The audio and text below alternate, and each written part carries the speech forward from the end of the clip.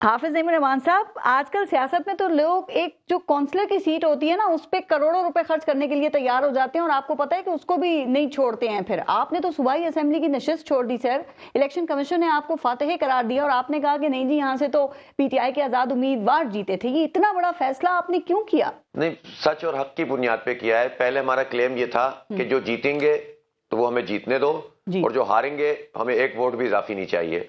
अब जाहिर है जमात इस्लामी वो पार्टी तो नहीं है ना कि जो कहे कुछ, फिर जब अपना मफाद आए तो सब सरनिगू हो जाएं, जाकर बैठ जाएं और लोगों से खैरात मांगते रहें। तो हमने बहुत साफ सीधी बात की कि उसकी बिल्कुल बराबर वाली 4 सीटें हैं और सब मिला के 6-7 सीटें हैं जिसके फॉर्म 45-100% हमारे पास मौजूद हैं। जो हमारा हक बनता है वो आप दे नहीं रहे, और अगर इस पे मेरा हक नहीं बनता और चंद सौ वोट या 1400 वोट उनके मेरे से ज्यादा है, मेरे हालांकि इस पे मेरे 30,000 वोट हैं।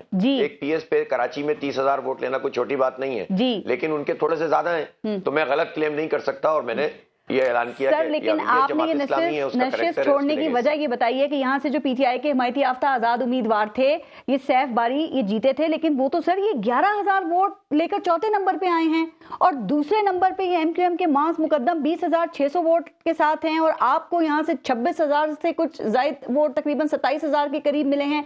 तो पहला नहीं, दूसरा नहीं, तीसरा नहीं, चौथे नंबर के उम्मीदवार को जो वहां से जिसने कंटेस्ट किया आप कह रहे हैं जीता, ये कैसे? जी हाँ, ऐसा ही है ना। फॉर्म 45 है जो हमारे पास है, जो बिल्कुल परफेक्ट चीज है, जिसको इलेक्शन कमीशन ने खुद कहा था जिसका फॉर्म 45 मौजूद उसका इलेक्शन मौजूद। लेकिन ये फॉर्म 47 का इलेक्शन है, 45 का नहीं है, जिसमें आरओ ने अपनी मर्जी से लिखे हुए फैसले पढ़ के सुनाए। और मैं शदीद मजम्मत करता हूं इस बात की कि जिस तरह एमक्यूएम को मुसल्लत किया गया इस शहर पर, इस सीट पर एमक्यूएम के हैं 5,000 वोट।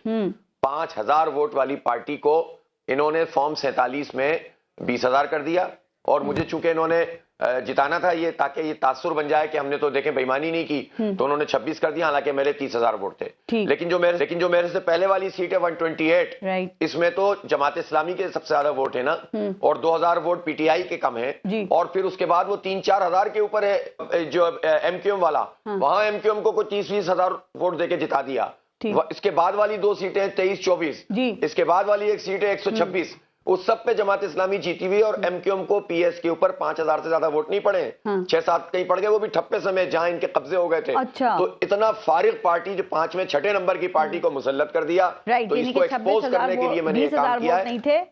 आप कह रहे हैं कि 5,000 उनको वोट पड़ा है वहां पे सर, लेकिन आप ये आपके जो आजकल बयानात है ना हाफिज नईमुर रहमान साहब, उनसे ये लग रहा है कि पूरी कराची की जो नशिस्तें हैं 22 की 22, उन सब के ऊपर धांधली हुई है कि 17 दे दी एमक्यूएम को, 5 जो है पाकिस्तान पीपल्स पार्टी, हर नशिस्त के ऊपर धांधली हुई है सर कराची के अंदर। 7 दे दी पीपल्स पार्टी को, 15 दे दी एमक्यूएम को और 2 हैदराबाद से दे दी एमक्यूएम को। हर नशिस्त पर धांधली हुई है। शीर की 1-2 सीटें ऐसी हैं कि जो पीपल्स पार्टी की बनती थी, 2 सीटें, उसके अलावा ये सारी तोहफे में दी गई हैं और ये बिल्कुल बुरी तरह एक्सपोज भी हो गए। जमात इस्लामी ने खैबर पख्तूनख्वा में सिर्फ 3 नशिस्तें हासिल की हैं और पाकिस्तान तहरीक इंसाफ ने वहां पे सर 2 तिहाई नहीं 3/4 यानी कि 91 नशिस्तें वो जीते हैं वहां पे।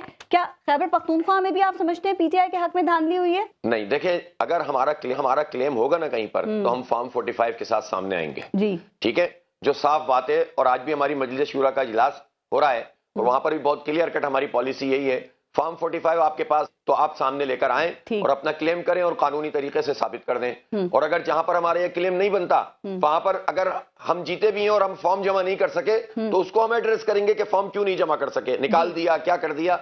तो चूंकि केपी में इस तरह का मामला नहीं हुआ, तो जो सीट हमारी है वो हमारी है, जो दूसरों की है वो दूसरों की है। यहां भी अगर एमक्यूएम जेन्युइन तरीके से जीतती, सारे इख्तलाफ के बावजूद मान लेते, लेकिन अगर एक पोलिंग स्टेशन जीतने की पोजीशन में नहीं है और उस दहशतगर्दों के टोले को मुसल्लत कर दिया जाएगा कराची को तबाह करने के लिए, तो ये कराची से दोस्ती नहीं है, पाकिस्तान से दोस्ती नहीं है। सोचना पड़ेगा उन सब लोगों को जो ये काम कर रहे हैं। आगे का क्या पूरे मुल्क में आप एहतजाज करेंगे? जिद्दोजहद, कानूनी लड़ाई, हाँ एहतजाज भी करेंगे। कल देखे ना पीर साहब पगारा साहब का जो बहुत बड़ा प्रोग्राम था, उसमें सारी पार्टियां भी थी, हमने भी शिरकत की, बहुत बड़ा एहतजाज था। ये स्केल बढ़ेगा इसका, इसलिए मैं सबसे कह रहा हूं पाकिस्तान के हक में बेहतर ये है कि सब अपनी अपनी पोजीशन ले लें, अपने अपने आईनी फ्रेमवर्क में काम करें और इस धांधली से दस्तबरदार हो जाएं, नताइज को कलअदम करें और सुप्रीम कोर्ट इस पर नोटिस ले। पीर को वहां केस लगा हुआ है, हम भी इंशाअल्लाह ताला उसमें जाएंगे, अपनी तमाम मारूजात रखेंगे अगर हमें मौका मिला, और उसके नतीजे में हम चाहेंगे कि सुप्रीम कोर्ट ही इसका इंतजाम करे कि फॉर्म 45 को बेस बनाकर और हालात को बेस बनाकर